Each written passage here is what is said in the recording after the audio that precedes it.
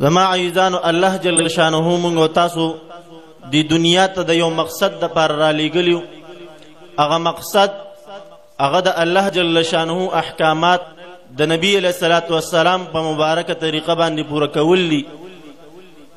د الله جل شانه ارشاد دی وما خلقت الجن والانس الا ليعبدون. ما دا انسانان او دا جنات نه دي پیدا کړي بلکې دا مې د عبادت لپاره پیدا کړي دي.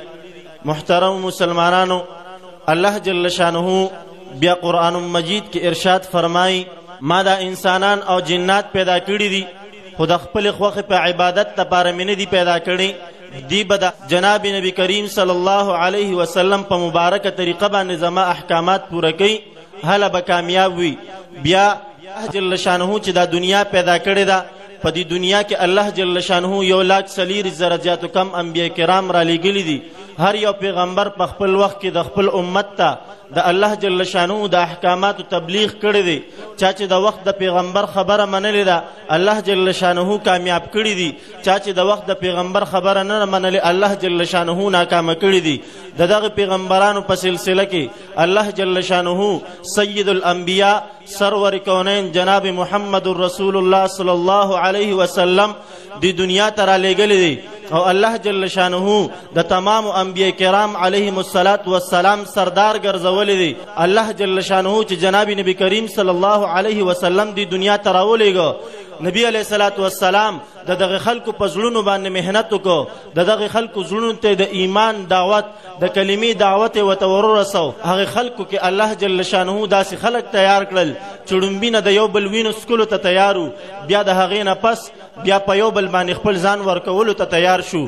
صحابه کرام رضوان الله علیهم اجمعین چې چا د ایمان په حالت کې نبی علیہ الصلوۃ والسلام یو لحظه لیدلی دی هغه انسان باندې الله جل شانه د جهنم اور حرام کړی دی. الله جل شانه د هغه دپاره د جنت ته راتلو وعده کړې ده. هر قسمه مصیبتونه برداشت کړي دي د دې خپل امت لپاره الله جل شانه ته جړلی دي. الله جل شانه ته سوال زاری منت کړي دي چې یا الله زما د امت په څنګه چې کوم دی د جهنم د عذاب نه بچ شي او جنت تلو والا به جوړ شي. زما پیغمبر زما دپاره 1400 کاله مخکې چې کوم دی جړاګانې کړي دي. زما پیغمبر 1400 کاله مخکې زما دپاره د الله جل شانه نه دعاګانې غوښتې دي. زما هر امتی دا د جهنم نه بچ کېدو والا جوړ شي دا جنت تلو والا جوړ شي. که زما او ستا دپاره یو کس عام کس وي په یو محفل کې زما او ستا دپاره لګیا وي زما او ستا حمایت کوي زما او ستا دپاره خبره کوي موږ او تاسو په دنیا کې د هغه څومره مدح وایو څومره مدح وایو د هغه په هره خبره باندې لبیک کوو د هغه په هره خبره باندې مونږ د هغه حمایت کوو. زما عزیزانو نبی کریم صلی الله علیه وسلم زما او ستاسو دپاره جړلی دي.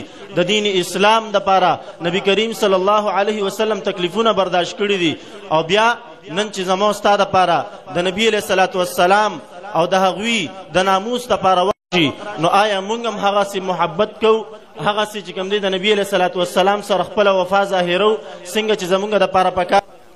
زما عزیزانو نبی علیہ الصلوۃ والسلام سره خپل مینه محبت دا به د حد نه زیات ساتو.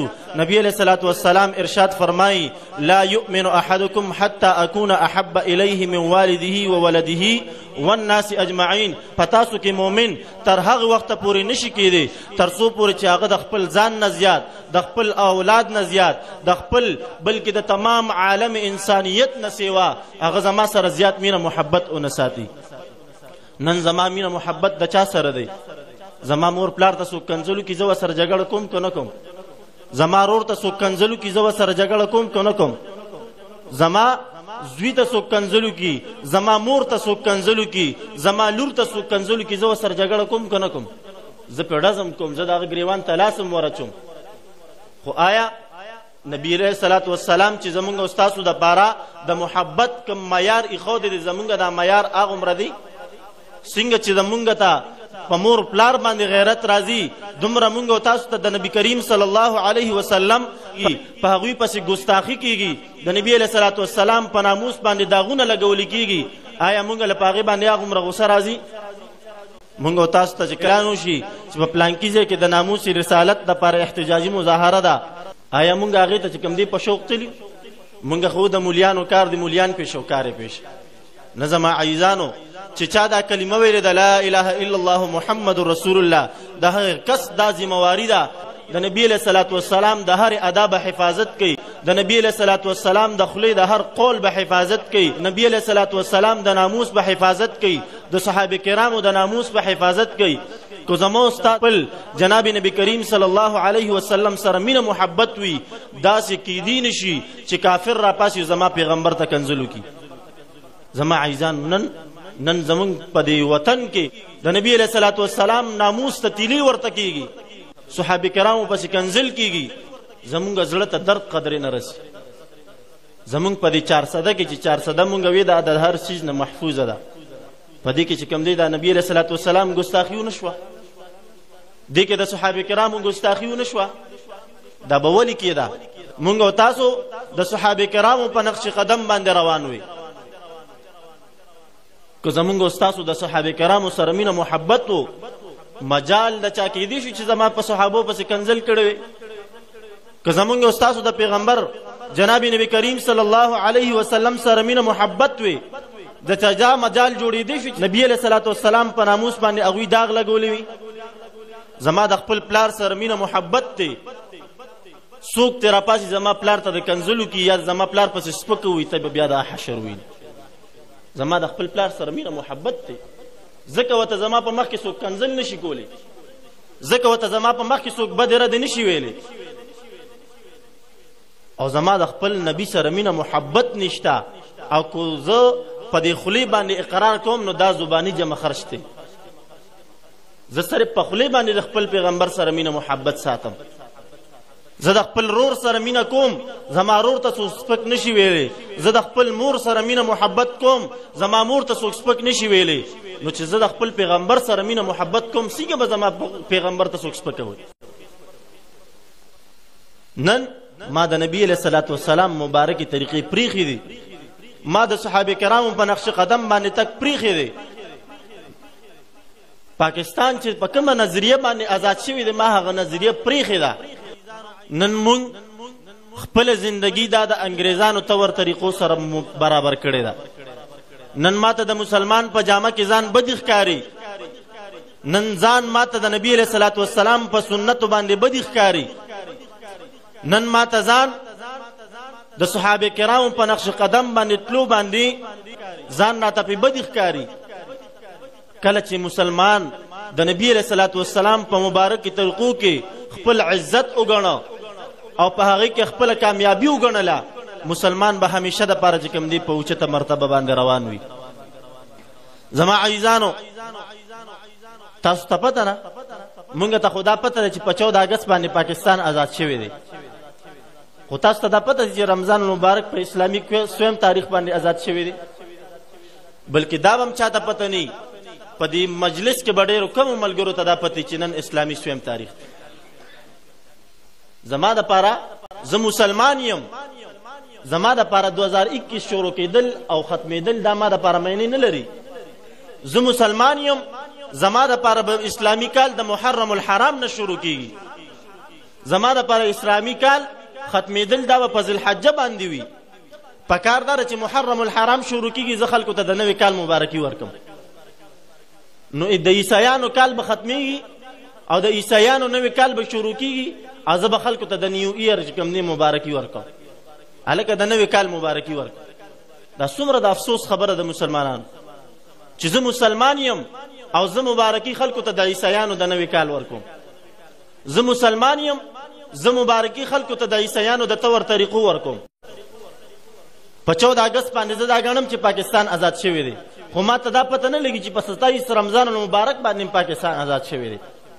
په 27 رمضان المبارک باندې چا ته د جشن ازادي کړې ده د پاکستان، یوم ازادي چاته منع کړې ده د پاکستان لپاره، چا هم خوشحالي ونه کړله چې په 20 رمضان المبارک باندې پاکستان آزاد شو.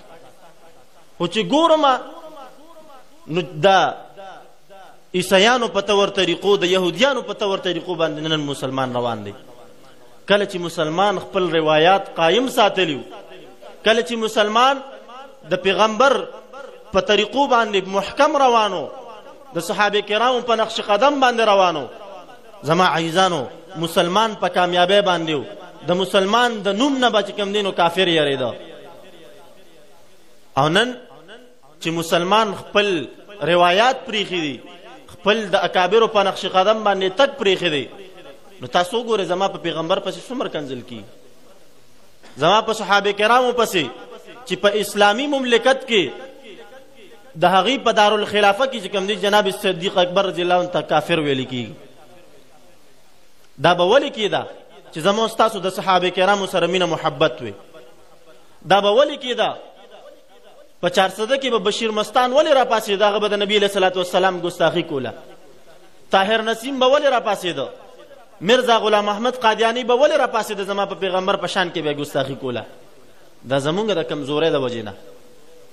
مونږ به خپل ځان دا به د جناب نبی کریم صلی الله علیه وسلم په عشق کې چې کوم دی ورډوبو.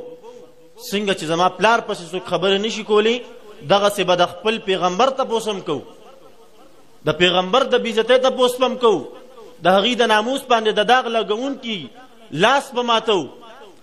هغه طرف ته چې څوک کم قدم اخلي هغه قدمونه به چې کوم دی لرې کوو د خپلونه انشاءالله. زما عزیزان علي به چې کوم دی دا کافران دوی به چې کوم دی زما د پیغمبر د ناموس نه لاس اخلي، دوی به بیا د خپل کار سره کار ساتي، دوی به زما په پیغمبر پسې کنځل نه کوي، دوی به زما د پیغمبر په صحابو پسې کنځل نه کوي. د چا د خپل پیغمبر سره مینه محبت ته لږ لاس اوچت کوي؟ ټول محبت دی کنه انشاءالله. د خپل پلار نه به زیات د خپل پیغمبر سره مینه محبت ساتو، د خپل مور نه به زیات د خپل پیغمبر سره مینه محبت ساتو، د خپل اولاد نه زیات به د خپل پیغمبر سره مینه محبت ساتو. او کله چې دغسې مینه محبت ساتو، قسم په الله چې دا کافران به مخکې وي، دوی به تښتي او موږ به ورپسې وي انشاءالله. الله جل شانه دې ما ته په دې عمل کولو توفیق راکړي. واخر دعوانا الحمد لله.